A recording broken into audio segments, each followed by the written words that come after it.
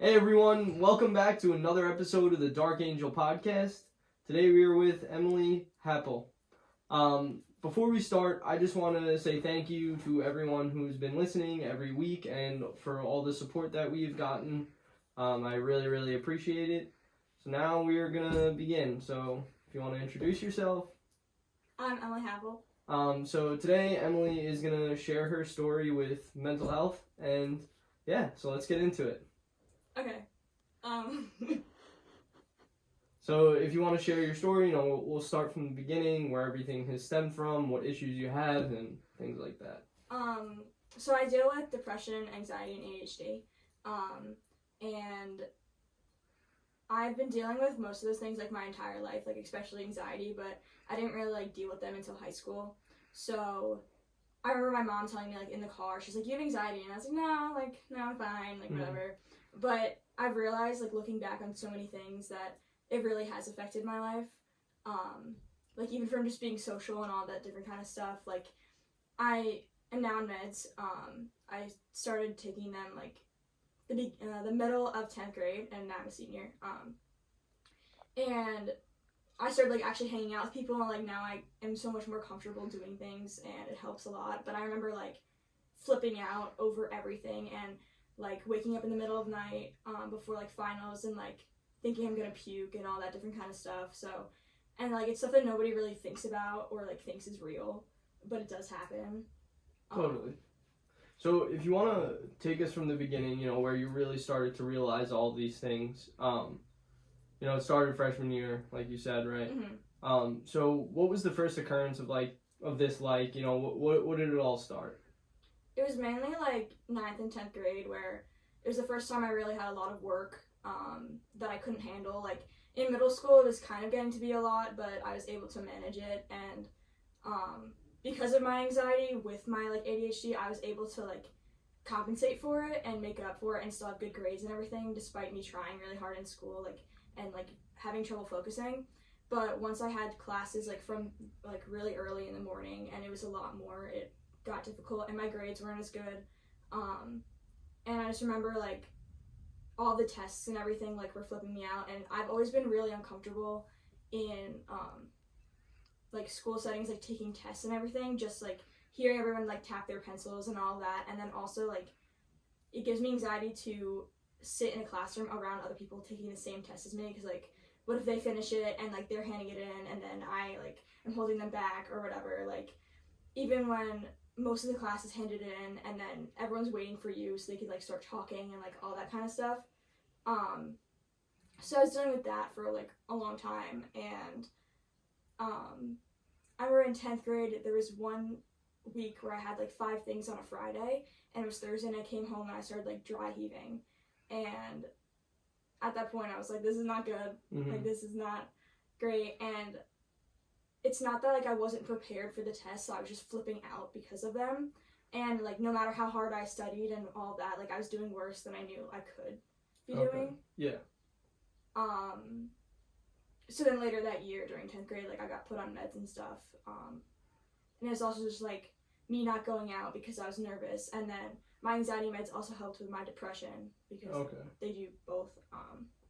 So just a combination of everything like getting fixed or like improved was helping a lot. Okay, so what was that whole process like, right? So the beginning of, you realizing all this stuff, and then, you just jumped right to the med. So what was that period in between? What happened in between? What was the buildup of this? You said that one day you came home and it was almost like a panic attack, right? Yeah. So what was that whole process like? What did you do after that, and did you say to yourself, like, Mom, like, I really think we should go do something? Like, how did that whole process? It was mainly her pushing me to do things, because I was like, oh, like, I'm fine, like, it's whatever. But, like, I started meds, I think, for ADHD, either in the beginning of 9th or 10th grade, because I was complaining about not being able to focus 24/7. And I was like, I was on and off with them and different kind of stuff. And I just remember like trying to read a passage like multiple times and not realizing like what it said. And it was just really frustrating. And it would take me like 6 hours to do my homework when it was like a 30-minute like kind of thing. So that's when it started to really get bad, and it was like really frustrating because it's not that I wasn't trying or like I didn't care. It was just really difficult for me. So as that like started to get worse, like I was getting more anxious about it because I didn't know like how long it would take me to get my work done, and then not going out because I had to do my work, and all that different kind of stuff, and then procrastinating got really bad. So then I remember my boyfriend and I, or my ex-boyfriend and I, broke up, and then the next day Mom was like, I think we should put you on meds. And I was like, no, like I'm fine. And then she like lectured me for like an hour, and I was like, you know what, like okay. So that was for anxiety meds. So I started those in the beginning of February of 10th grade, which was 2020, I think. And I remember like the first meds like I took for that was really bad, and they didn't help a lot, and they made me more anxious and stuff. I remember going to school and like physically feeling like jittery, but like I wasn't moving. It was like this really weird sensation, and then I had to be doing that while also trying to keep up with my schoolwork, and I wasn't open about any of this at that time. So like my teachers didn't know. I remember I started to talk more and raise my hand more in math, which was like a big thing for me. And my teacher was like, oh, like, have you taken your Wheaties? Like, blah, blah, blah. And I was like, yeah. Like, I didn't say that, but in my head, I was like, yeah, like, I did. And then it was also, like, making me more depressed with those. So that was, like, a whole month of me, like, trying different dosages and all that with those meds. Okay, so now it's your first month of taking meds. What was this whole, like, right? So how is it all with your relationships with your family, your friends? How is it affecting you there? You know, really show these people at home, you know, if they're just starting the same thing out, what it's like and how you felt, if it made you feel better, or how it affected you. Yeah, so at first it did not make me feel better at all. I was more anxious to talk to people, like talking to people in school, talking to my teachers, like everything just made me like really anxious and really nervous, and I was like just like flipping out all the time, and then even coming home, like I don't know, like I didn't want to hear from my parents that, like, oh, like your grade was bad or like whatever, because I was already internally like not doing well with it, and with like relationships, like I started not wanting to go out because of that, because I was so anxious to hang out with people in the first place, and then my anxiety meds made my anxiety worse. So then, like, I would either cancel or, like, not make the effort to go out with people, like, alone. It'd have to be, like, in groups or whatever, so I wasn't doing anything, so that was really hard. But then, eventually, like, I switched meds, and then stuff got a lot easier, and I also was crying, like, every single day, like, all the time, because of my anxiety, even before I started the meds, but especially when I was on that one kind, and I would just go home and just start crying. Like, I didn't know why. I was just anxious about everything, and it was also, like, depression and all that different kind of stuff. So then, when I started the new meds, I, like, started to not cry anymore, and I was like, wait. I remember, like, realizing that, like, I hadn't cried in, like, a week, and I was like, this is weird. And then I was able to, like, actually, like, talk to people, and it just felt, like, so much more freeing and a lot better. It's also, like, during COVID, like, I started my meds, and then everything was shut down, like, a month later. Okay. So it was a lot of transitions and a lot of, like, different stuff that was in a short amount of time. Yeah. So now going back to this 1 month, because this was probably an extremely hard month for you, correct? So what happened? You know, did you go to therapy? How did that process, you know, play out? All that stuff. How was that experience? You know, was this the first time you went to therapy, or have you gone in the past? I think at that point my mom made me start going to therapy when I started my anxiety meds. Okay. And it was the first therapist I ever had, so I didn't know, like, what was supposed to be good and what was, like, bad and, like, all that different kind of stuff. And honestly, like, that therapist was not a good fit for me, but I didn't know. So I dreaded going to therapy. It didn't really help. I just, like, kind of, like, talk about things, but not tell her everything, which is not what you're supposed to do. So I wasn't really making improvement in that way. It was mainly like self-improvement. So there was no one that really knew what was going on, like kind of like, but my ex and I had just broken up. I went on a trip and then COVID hit, so I couldn't see my friends. And then I was also anxious to see them for a variety of reasons at that point. So that time was just like really weird and like difficult. I don't know. Yeah, no. So after this time, right? So it's now the beginning of COVID, right? Now you're after this first month of this transition period. You know, so what happened from that point on? So after a while, I was like, I can't do this. Like, You couldn't do what? The medicine? Yeah. Okay. It was just making things worse and it wasn't helping me. So I talked to my mom about it and we switched. And you have to like have it build up. It's not like something that goes through your system every single day. So it took time to start working. But I started being more social and like talking to my friends over the phone, which helped a little bit. So what was that transition period like, right? So you said you had to kind of build it up, right? Mm-hmm. So what was it like during that time? Was that really difficult for you, or? It was weird. Yeah. I kind of felt like a different person at that point, and I mean, I wasn't mad about it, but I'd been so anxious for so long, and then finally being like, oh, like I can do this, or because I was anxious about everything. It wasn't just like school or being social. It was like everything in between, including those things. So like I was able to study, so it helped with my ADHD. I was able to study, and it wasn't taking as long, so that was nice. So then I could make time for other things, and I was just more of a happy person. Okay. And it was like a slow transition, but it was nice, and it felt like I actually like could improve. Okay. So it gave me hope in that sense. And what kind of anxiety do you have? Were you diagnosed with a certain type, or? It was just a generalized anxiety disorder. Okay. So now as we're in COVID, right, you're going through this whole new change. Now keep taking us through your story and, you know, show us up until today. Yeah, so we weren't allowed to go out a lot. We were going on walks, all that kind of stuff. So stuff started getting better. I was talking to people more, being more social.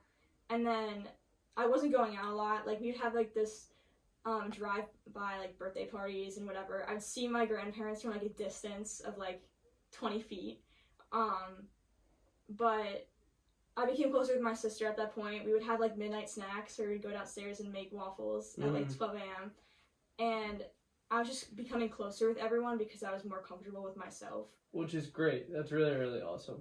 So would you say during that time, right, because COVID was very different for everyone, would you say this is where you found your true self in a sense? Okay. So keep going.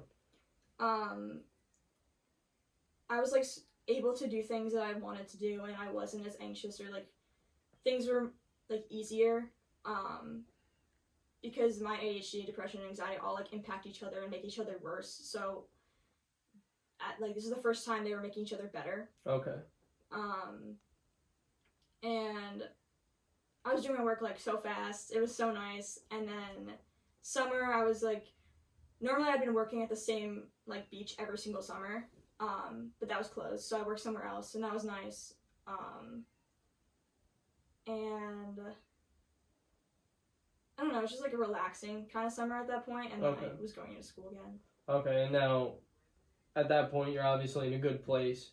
Did it happen to get worse now at this time when you're starting school up again and things like that?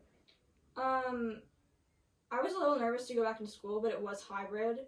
Okay. So that wasn't bad. I just was nervous like not seeing my friends, because a lot of them, they split it from A to whatever and then to the other side of the alphabet. So a lot of my best friends were on the other side. So that was weird. And it was harder making like connections with people because you weren't seeing them. But I honestly really liked hybrid. so being like in school like every other day or whatever, because I'd have that like relaxed time where I wasn't like having to be in the classroom, having to take a test in person with everyone around me, but also like still getting an education. Mm-hmm. So I know a lot of people don't like that, but it worked well for me. Yeah. Okay. And now, did you continue therapy throughout this entire time? And how was that? At that point, was it still the same therapist? Yeah, it was like, it was okay. Okay. And do you still have that same therapist no, today? No, one. It's a different therapist? Okay. Yeah. So getting into that, you know, when you would have to go into class, was your anxiety or depression or anything heightened? Or how did that affect you? It was, but it was not as bad as it had been in the past, so it felt like relieving. Okay. And now that's because of the medicine, or yeah, you're still taking medicine? Also just like everything else. Yeah. Okay. So I really want to get into that time of uncomfortability. You know, I really want you to dive into that and really share and show us how you felt going through all this stuff. You know, picture somebody at home sitting and watching and going through that same stuff that you went through at that exact time. Mm-hmm. You know, really help them understand what it really felt like. Yeah, so, well, that time wasn't that bad. But... At your worst point, I'm saying. Okay, so, I was basically just, like, crying every single day, anxious 24/7. Like, I would come home, close my door, start crying. Sorry, Mom. But, I just felt, like, so isolated from everyone, and no matter, like, how much other people, like, showed that they cared, like, it didn't mean as much as they thought it would, or I wanted it to, because I wasn't in a place where I loved myself enough, and it was just really hard, because, like, no matter, like, the, like, connections I was making with people, I was like, oh, like, do they actually like me, do they actually want to hang out with me, like, whatever, so everything just felt, like, forced and fake, and I, like, felt like I was in a fog a lot of the time, which is a reference to a book. But I also would feel, like, disconnected from myself, like, it wasn't me. Yeah. So, going through something like that, right, and how old were you at the time? Like 15. Okay, so it sounds like you're almost having, like, a midlife crisis, you know, at the age of 15. So, how did you feel, you know, compared to your peers, and did you feel out of place? Did you feel like nobody really understood you? Yeah. Also, like, our grade is very cliquey. Mm-hmm. I don't know if it's just my school or if it's, like, a thing in general, so, if you weren't, like, really close with someone, then you didn't have a group. So, throughout my life, I haven't really had, like, big friend groups, which I didn't really care about, but at points it bothered me. Okay. Because I wanted to, like, be able to do things, but I only felt comfortable doing it with, like, a lot of people unless I was extremely close with someone. Okay. And so everyone just, like, assumed other people had, like, their friends and, like, their friend group and they were doing all this stuff, but, like, I didn't. Mm-hmm. And then I was anxious to do anything. Okay, and it made you uncomfortable to go places, and, oh, if I'm going to see this group, you know, what would I do? Stuff like that. Yeah. So, I really want to dive into your depression. What was that like? You know, when did this start? Did it start same time as your anxiety? You know, explain that whole side. I don't really know when it started. I know whenever my anxiety is really bad, my depression is also bad. And it kind of just, like, dips at points. I've gotten much more in control of it now, but I used to just feel like, I don't know, like hazy, kind of. And so I didn't really want to do anything. I didn't have the motivation to do anything. Even, like, music and stuff, which is what I, like, love. And then I didn't want to go out because of my anxiety, but also because of depression. Like, I didn't want to, like, be boring, kind of. And then also, like, I was scared that if I'd be hanging out with someone and then, like, really, like, not feel good in, like, a mental way, like, they wouldn't have a good time or whatever, because I wouldn't want to do something or, like, go out or whatever. Okay. So that also was why, like, I was uncomfortable hanging out with people that I didn't know very well. And it was just, like, I was also comfortable being sad, kind of, and I didn't know what I was sad about. I was just like never like, it wasn't a neutral place. It was below that. You were always in a negative headspace. Yeah. Almost. It was never that positive side, which you're probably looking to get to. Yeah, and it would be like, I don't know, I'd be really tired sometimes, get like really happy for a little bit, and then I'd just like dip back down. Like, Okay. Yeah. So you're riding the highs and the lows. Yeah. So were there any outlets that you used during this time? You know, what did you do? I wrote down a lot of stuff, and then to my friends that I was close with, I would like tell them all about it. I would talk about it in therapy, but at that point I wasn't like talking much about it, so I didn't have that big of an outlet. And also like playing music, I was doing that. I was forcing myself to, so like making yourself do stuff that you originally liked also helps. So that made me feel like more like me. Yeah, at those definitely. points. Definitely. So now, does that take us up to today, or is there still more about your story? Well, I lost all my hair. Oh, really? In the middle of that. Yeah. Really? Okay, so let's dive into that. So, so last year at Yeah. this time, so 2021, it was junior year. We were going into hybrid again, right? So we were coming back full time. So I was really nervous about that, just seeing everyone again, because I was so used to seeing like half of my grade every other day. So I was insanely nervous about that, and then also like taking tests in person all the time. And I didn't have accommodations. Like I'd been begging my school for accommodations for like the past 3 years, and at that point I didn't have them. So that was not good, because my grades were too high. Okay. So that was also really frustrating because I needed the accommodations of like taking a different room or extra time because I couldn't focus, and I wasn't being given that. And I knew I could do better. So there was that. But then I remember one night, like, my head kind of felt weird, and like the back of my head, so I like touched it, and then I was like, oh no, because there was like, it felt like irritated, and then I touched the back of my head and there was like no hair there, and I was like, Really? yeah. So what was that first experience like? I actually had lost my hair before. I lost it when I was 7, which I don't remember. Okay. Then I lost it in 6th grade. I lost like a couple patches.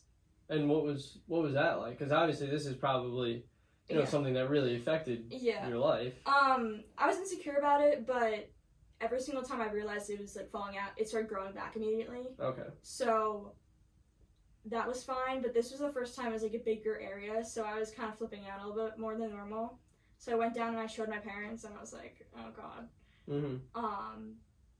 And it didn't start growing back. So then we actually started going to the doctor, and that was stressful. I was going like every week to the dermatologist. I'd never been to the dermatologist before. So that must have really affected your mental health too. You must have been almost spiraling.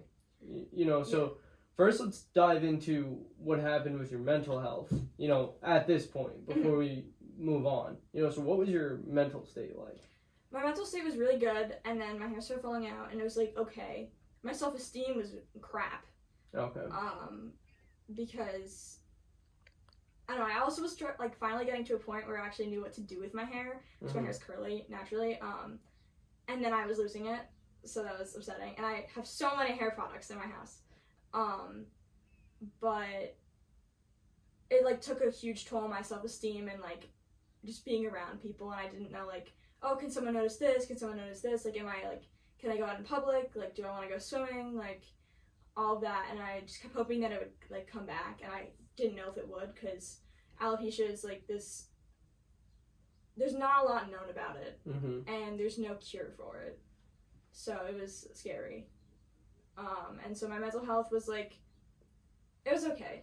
I would cry about it, but I feel like I was pretty strong about it, more than I thought I ever would be. Which is awesome. Good for you. So if you want to continue with the story from where you're at. You know, so you just started losing your hair, and you know, it was like the first time you noticed when you were older. Yeah, so I started losing it, and then I told my boyfriend at the time, and all my friends, and they were all really supportive, but I was slipping out. I was like, are you gonna break up with me? And like all this stuff, and I feel like my hair is like a big part of me. And like you don't really like realize like, I don't know, it's kind of like an accessory, like your clothes, like your earrings, like all that different kind of stuff, and it was just like falling out. But for a while it was like manageable, and like I could hide it, or I could wear hats and whatever. For prom, like I was able to like wear like this topper thing that like covered it, so that was fine. But I remember like I was terrified to go to the dermatologist, which was all the time, because I didn't want him to tell me like bad news, which normally it was bad news, that whatever treatment like wasn't working.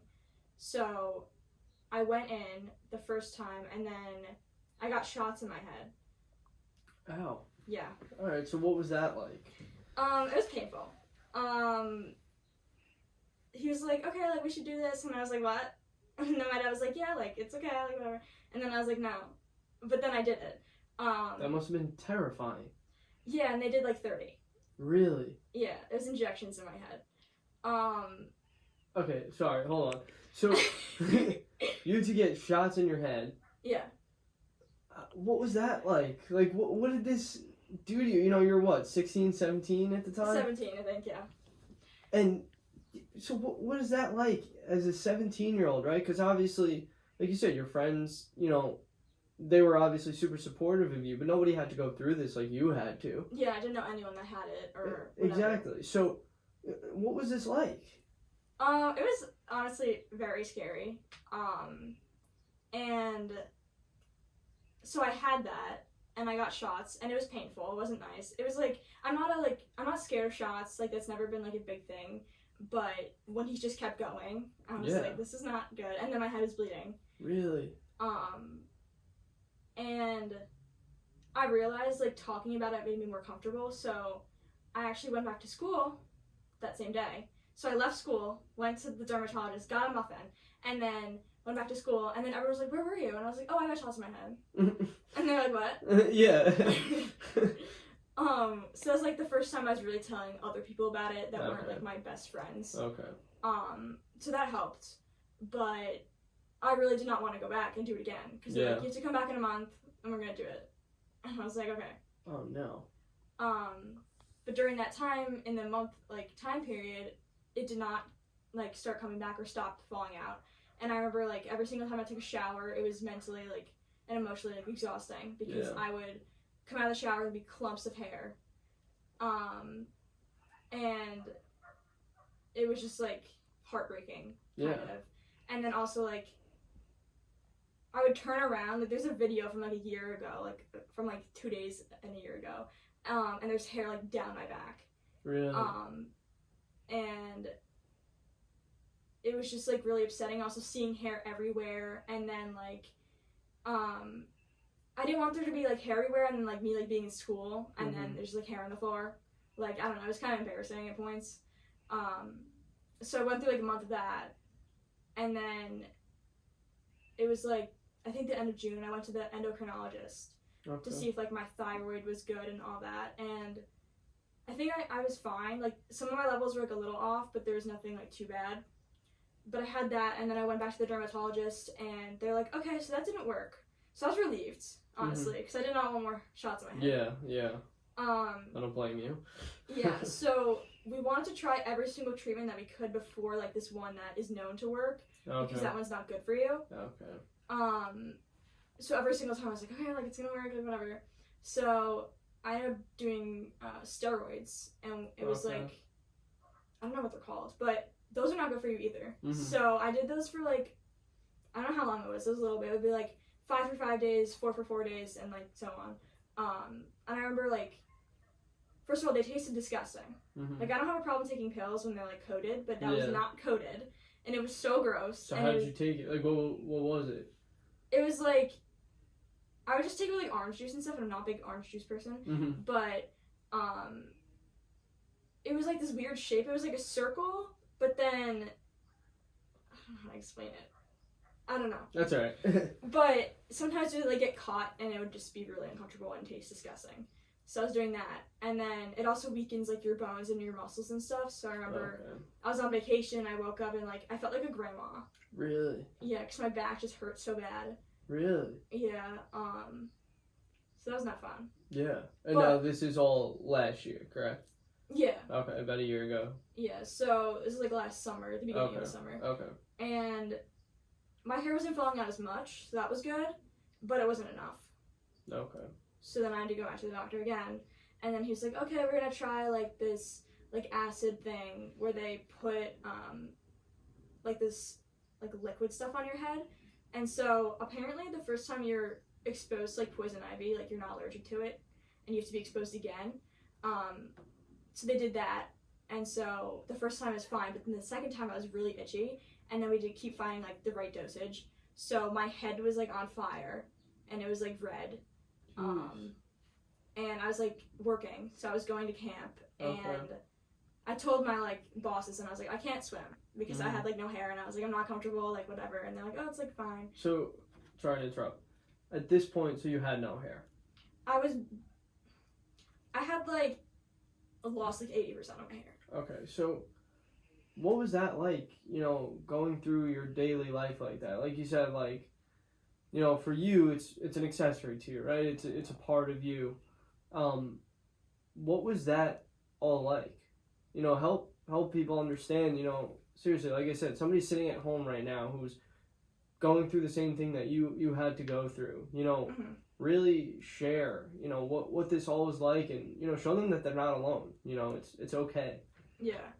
I didn't feel like me, and then once I started losing like enough hair, which is at that point, like I couldn't hide it, so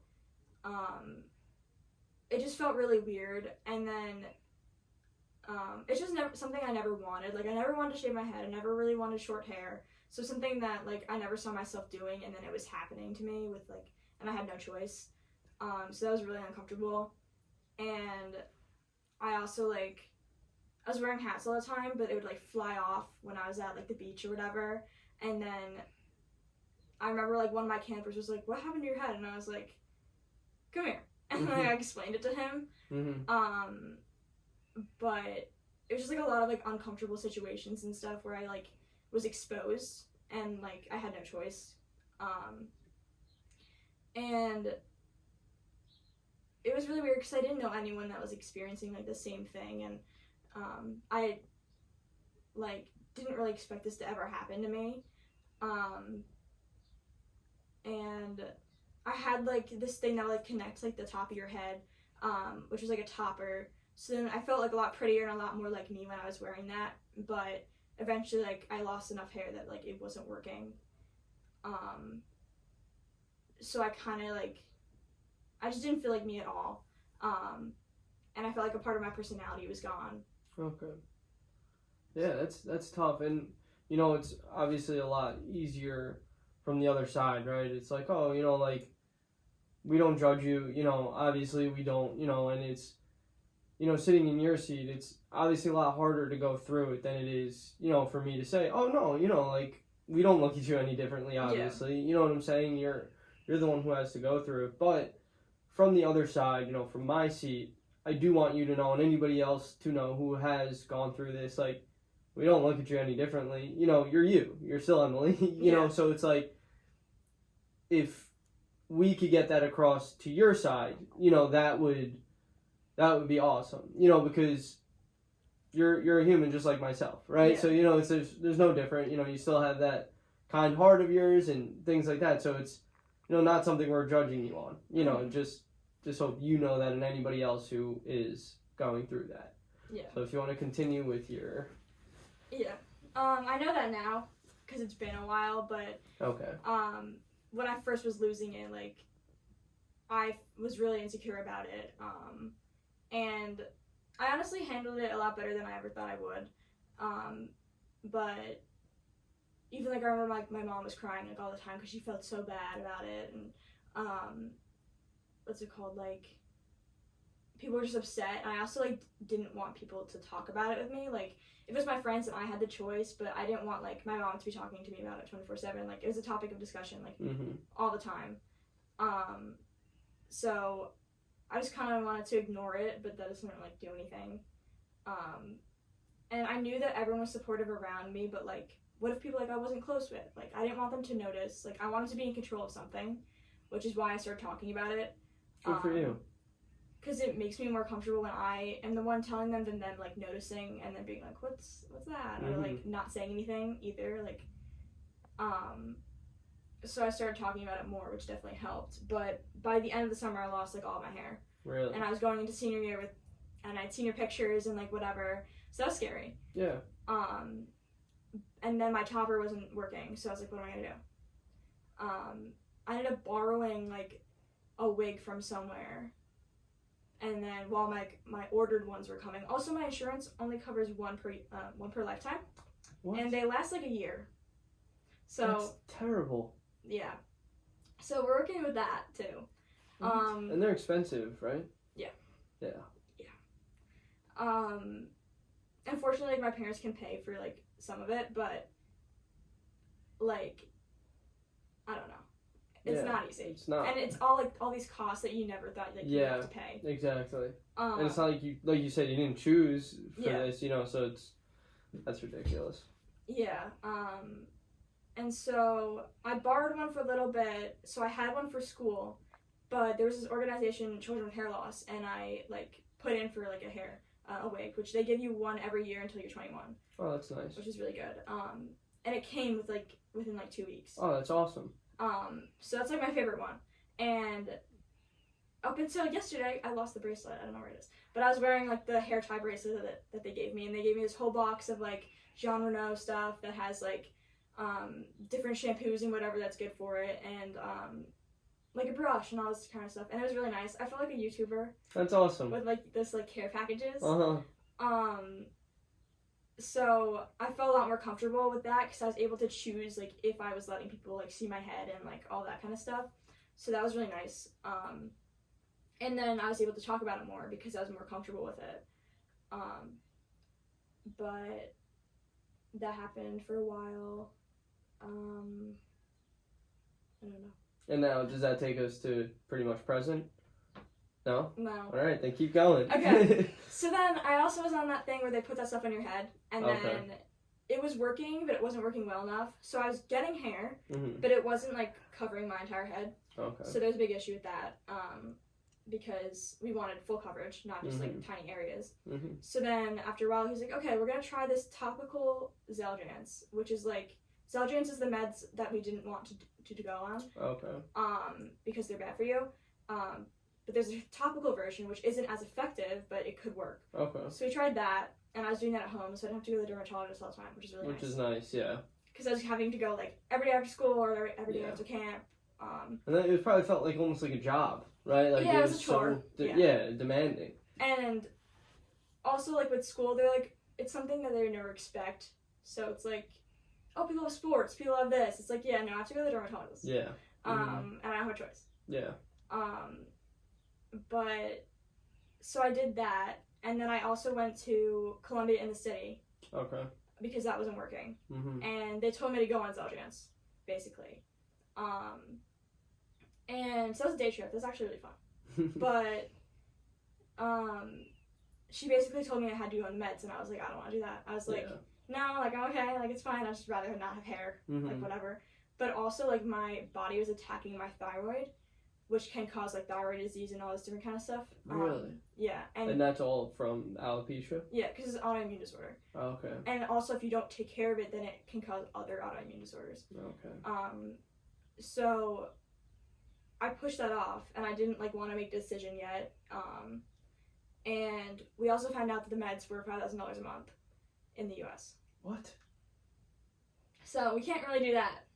And insurance wouldn't cover any. What? Because that is crazy.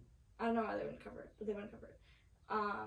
Wow. So I was like, okay, like that's the only thing that could work because I've tried everything else. I tried the injections, I tried the steroids, I tried the acid stuff, I tried the topical stuff, and I was like, none of this is working enough. Like, I kind of have to do this.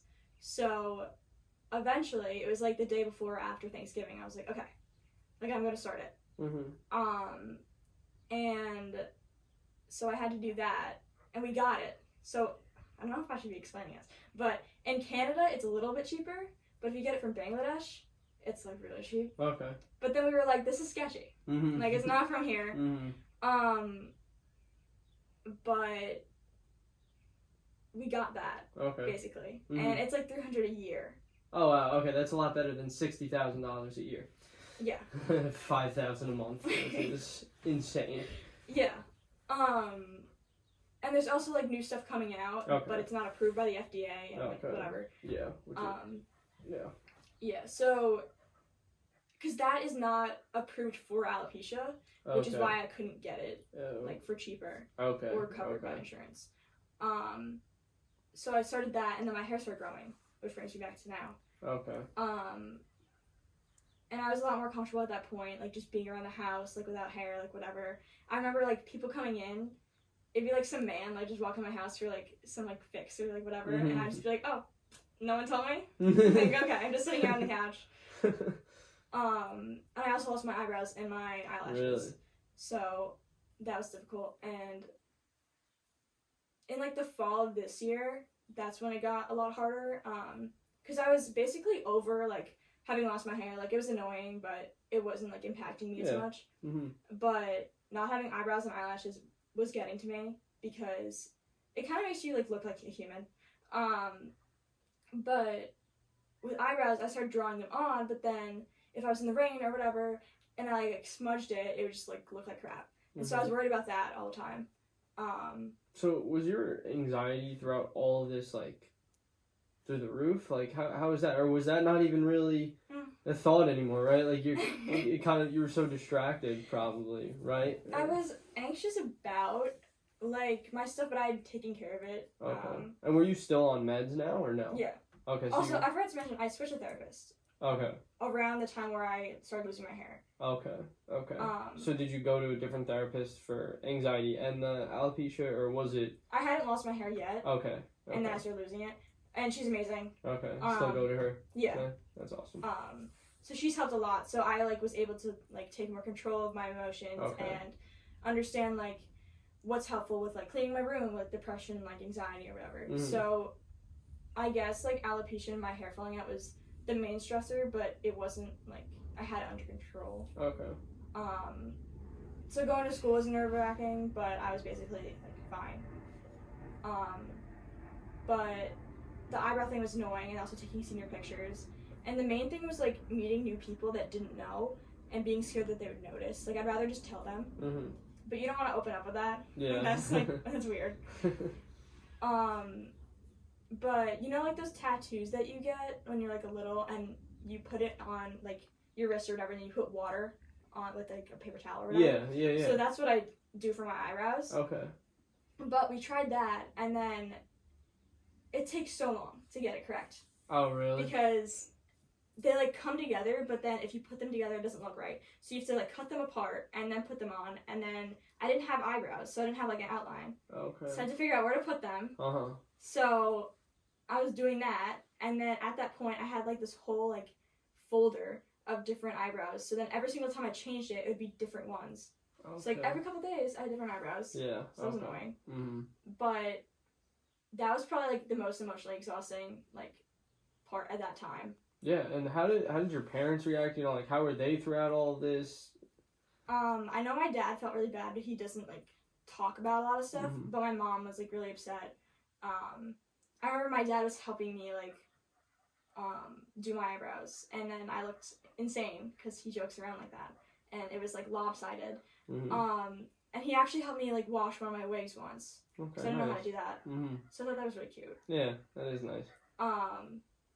And then he helped me blow dry it, and I was like, "You're doing it wrong." But he was trying. So it was cute. That's nice. Yeah. So, you know, that must have been really draining for you especially, right? So it's not only did you have to go through this, you still have to live life, right? Like, you still had to go to school. You still had to, you're a senior, right? Yeah. When all this was happening. So, you know, you got to worry about going to college. You got to worry about all these things, and this is thrown on top of it. So how was all that? It was stressful. Yeah. The college, like, admission process, like, it was annoying. Eyebrows was something I just dreaded all the time. But that was, like, an every couple day kind of thing. And my hair was growing back, so I wasn't really nervous about that. And now my hair is, like, almost entirely covered.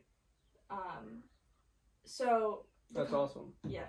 So I didn't have to go to the dermatologist as much anymore once I started Xelchance. And then my eyebrows were like, okay, now they're like growing in a lot, so now I have an outline, which is good. Mm-hmm. And then my eyelashes are back, so I can wear mascara again. But it wasn't like that stressful. I think it was more like last year. It was like impacting me more. Okay. Because now I have it more under control and like it's actually growing back, so that's good. But just like going swimming and stuff, it took away a lot of like experiences for me. And then now we're at present, right? Yeah. Okay. So looking at it now, right? Looking back and, you know, obviously looking into the future, right? Obviously we can't see what's going to happen, but we can evaluate the past. So how you went about everything, you know, is pretty amazing. You know, it seems like you're a pretty selfless person, right? You're not worried about other things. You know, you're worried about other people. That's kind of how it seems like, right? You're not really so focused on yourself. But deep down, how was it going through all of this? You know, and I know you're going now, it's getting better, right? So it's nice to see that you're on this path, but how was it before this? You know, so this has been going on for what, 3 years? Something like that? That's like a year. Okay. Of like major hair loss. Okay. So that whole year, you know, like looking back now, like what would you say to your past self? It gets better. Yeah, and that's, I think, a great thing to say for anybody, you know, who's going through anything. You know, it will get better. You just have to, it seems like you persevered, right? You fought hard, and look at you now, you know, so it's, I think that goes to a lot of things you can apply that to. And you get more comfortable. Yeah. Even if you don't think you will. Which is awesome. I went swimming with my friends like 2 days ago, and Good for you. Did not think I'd be doing that. Mm-hmm. Because I don't just like sit on top of the water. Like I'm diving in like cannonballs. Yeah, good. Yeah. And you should be. Yeah. You know, you shouldn't be scared to be yourself. Mm-hmm. So is there anything else you would like to touch on? I don't know. I don't think so. No? All right. So before we finish up, I would like for you to give some advice for people going through something similar or even something completely separate, whatever it is. I would love for you to give some advice and some positive words for everybody listening. Okay. So for depression stuff, basically just like push yourself even though it's really difficult and you don't think it's going to get better. Like it will. And just do something every day that like is difficult but is manageable, kind of. And then anxiety, just push yourself, even if like you don't want to be doing something, just like every once in a while, like push your comfort zone. Like I know it's comfortable, but it's worth it in the end. And then ADHD stuff, just time management. Like I know it's difficult, but there's different like methods. And then also don't be so hard on yourself with that kind of stuff, because everything's built around us to work with like how your brain is supposed to work, but ours don't work properly. And with your hair, if it's falling out, like it's okay. And you're gonna be supported by everyone, and they're actually being genuine. And you're still you. So. Thank you so much, and thank you so much for coming out here. I really, really appreciate it. You did such an amazing job. Thank you, everybody, for watching, and take care. Great. Yeah, so I actually wanted to bring up that when I lost my eyelashes, I was getting stuff in my eyes like 24/7. It was really, really annoying, and I never really like thought that would be an issue because people talked about that, but I was like, oh, like that's only if you lose all of them. But then I did. And also like how getting wigs and all that is really difficult, and they're extremely expensive. Like there's organizations that can get you them, but they normally take like 6 months to get. Oh wow. And there's like custom ones and then other ones, but sometimes you can only get one from an organization, and then there's Children with Hair Loss gives you one every year until you're 21, which is nice. But most of them don't do that, and like 18 is the cutoff, and now I'm 18. Really? So I'm gonna have to start buying them. And they're expensive, right? Yeah, they could be like thousands of dollars. Yeah, and that's not very feasible for an 18-year-old. Yeah. But yeah, I think that's it. And so I just also wanted to say one thing. Like, I think you should be very proud of yourself. Seriously, the way you carry yourself. You know, you're taking something that not many people would be able to go through, and you're still confident. You know, you're still who you are. You know, and I think you really should be. So, is there any advice that you would like to give before we close out? Basically just push yourself no matter like what the problem is, and take little steps and just like be nicer to yourself because it's not easy, and you're comparing yourself to like the highlight reels of everyone else's lives, and you don't know what they're actually going through, but yeah, and also like you're always you, like even if you lose your hair. Like Exactly. that, it doesn't matter as much as you think it does, and like you feel more like you eventually. Like it'll happen. And now, is there anything you would like to say, you know, to people who are going through the same thing? Maybe just like surround yourself with people that you know you're comfortable with, and push yourself, but don't like get mad when like it gets hard, because that's gonna happen, and it's something that like a lot of people don't know about, so you can use it to educate people or talk about it, and you can just use it as like an uplifting experience rather than something that tears you down. Well, thank you so much for coming out here. I really appreciate it. You didn't do something that was easy. Yeah, so thank you very much. And is there anything else you'd like to touch on? No? No. You're good? All right. Thank you very much. Tune in next time. There you go.